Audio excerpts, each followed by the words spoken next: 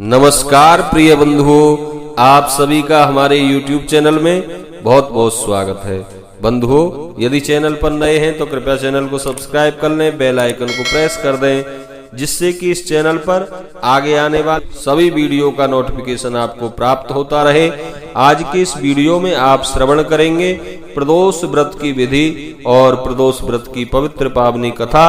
तो चलिए वीडियो को करते हैं प्रारंभ। बंधुओं, प्रदोष व्रत में व्रतकर्ता को चाहिए कि प्रातः काल स्नान आदि से निवृत्त होकर भगवान भोलेनाथ का स्मरण करते हुए प्रदोष व्रत का संकल्प अवश्य करें। और प्रदोष व्रत में सायंकाल के समय हमें भगवान शिव की विशेष षोडशोपचार से पूजा अर्चना करनी चाहिए। इन पंचामृत से भगवान भोलेनाथ को स्नान कराएं, फिर उनको शुद्ध जल से स्नान कराएं, उनको वस्त्र यज्ञोपवीत चढ़ाएं, फिर उनको चंदन और अक्षत लगाएं।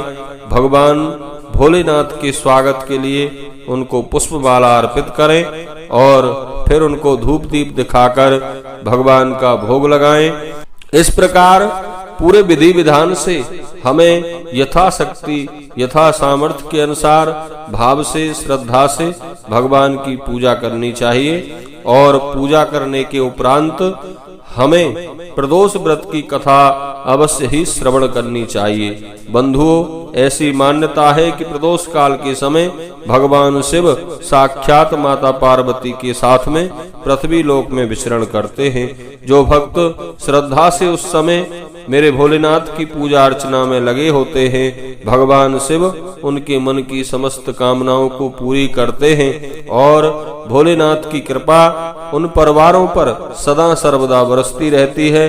तो चलिए श्रवण करते हैं वैशाख मास के कृष्ण पक्ष की त्रयोदशी अर्थात गुरु प्रदोष व्रत की कथा। तो एक बार प्रेम से कहिए, बोले शंकर भगवान की जय, माता पार्वती की जय। बंधुओं, श्री सूत जी बोले, ऋषियों, गुरु प्रदोष व्रत की कथा बड़ी ही पवित्र पावनी है। इस कथा को श्रवण करने मात्र से ही व्रतकर्ता को शत्रुओं पर विजय प्राप्त होती है। यह कथा इस प्रकार है। एक बार इंद्र और वृत्रासुर में घनघोर युद्ध हुआ। उस समय देवताओं ने दैत्य सेना को पराजित कर नष्ट भ्रष्ट कर दिया। अपना विनाश देख वृत्रासुर अत्यंत क्रोधित हो स्वयं युद्ध के लिए आगे बढ़ा। मायावी असुर ने आसुरी माया से भयंकर विकराल रूप धारण किया और उसके स्वरूप को देख इंद्र आदि सब देवता भयभीत हो गए। सभी देवता इंद्र के परामर्श से देवगुरु बृहस्पति जी का आवाहन करने लगे, उन्हें याद करने लगे। देवगुरु बृहस्पति तत्काल देवताओं के सम्मुख आकर प्रकट हुए और बृहस्पति देव कहने लगे, हे देवेंद्र, अब तुम वृत्रासुर की कथा ध्यान मग्न होकर सुनो। वृत्रासुर प्रथम बड़ा तपस्वी कर्मनिष्ठ था। इसने गंधमादन पर्वत पर भगवान शिव की उग्र तपस्या करके भोलेनाथ को प्रसन्न किया। और पूर्व समय में यह चित्ररथ नाम का राजा था। तुम्हारे समीप जो सुरम्य वन है वह इसी का राज्य था।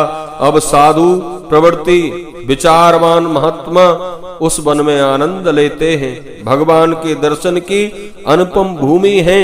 एक समय चित्ररथ स्वेच्छा से कैलाश पर्वत पर चला गया। भगवान का स्वरूप और वाम अंग में जगदम्बा को विराजमान देख चित्ररथ हंसा और हाथ जोड़कर बोला, हे प्रभु, हम माया मोहित हो विषयों में फंसे रहने के कारण स्त्रियों के वशीभूत रहते हैं, किंतु देवलोक में ऐसा कहीं दृष्टिगोचर नहीं हुआ कि कोई स्त्री सहित सभा में बैठे। चित्ररथ के यह वचन सुनकर बंधुओं सर्वव्यापी भगवान शिव हंसकर बोले, हे राजन, मेरा व्यवहारिक दृष्टिकोण पृथक है। मैंने मृत्युदाता कालकूट महाविष का पान किया है, फिर भी तुम साधारण जनों की भांति मेरी हंसी उड़ाते हो। तभी बंधुओं पार्वती माँ क्रोधित हो गईं और चित्ररथ की ओर देखती हुई कहने लगीं, अरे दुष्ट, तूने सर्वव्यापी महेश्वर के साथ में मेरी भी हंसी उड़ाई है। तुझे अपने कर्मों का फल अवश्य ही भोगना पड़ेगा। उपस्थित सभासद महान विशुद्ध प्रकृति के शास्त्र तत्वान्वेषी हैं और सनक सनंदन सनत कुमार हैं। वह सर्व अज्ञान के नष्ट हो जाने पर शिव भक्ति में तत्पर हैं। अरे मूर्ख, तू अति चतुर, अतएव मैं तुझे वह शिक्षा दूंगी कि फिर तू ऐसे संतों का मजाक उड़ाने का दुस्साहस नहीं करेगा। अब तू दैत्य स्वरूप धारण कर विमान से नीचे गिर जा। तुझे मैं श्राप देती हूँ कि तू अभी पृथ्वी पर चला जा। बंधुओं, जब जगदम्बा भवानी ने चित्ररथ को यह श्राप दिया तो वह तत्क्षण विमान से गिर गया और राक्षस योनि को प्राप्त हो गया और प्रख्यात महाअसुर नाम से प्रसिद्ध हुआ। तत्तुष्टा नामक ऋषि ने उसे श्रेष्ठ तप से उत्पन्न किया और अब वही वृत्रासुर भगवान शिव की भक्ति से और ब्रह्मचर्य के प्रभाव से अत्यंत बलशाली हो गया है। देवगुरु बृहस्पति कहते हैं इंद्रादि देवताओं से, हे देवताओं, इस कारण तुम उसे जीत नहीं सकते। अतएव मेरे परामर्श से यह प्रदोष व्रत करो जिससे महाबलशाली दैत्य पर विजय प्राप्त कर सको। गुरुदेव के वचनों को सुनकर सब देवता प्रसन्न हुए। गुरुवार त्रयोदशी व्रत को विधि पूर्वक किया और अंत में वृत्रासुर पर विजय प्राप्त की। बोलिए शंकर भगवान की जय।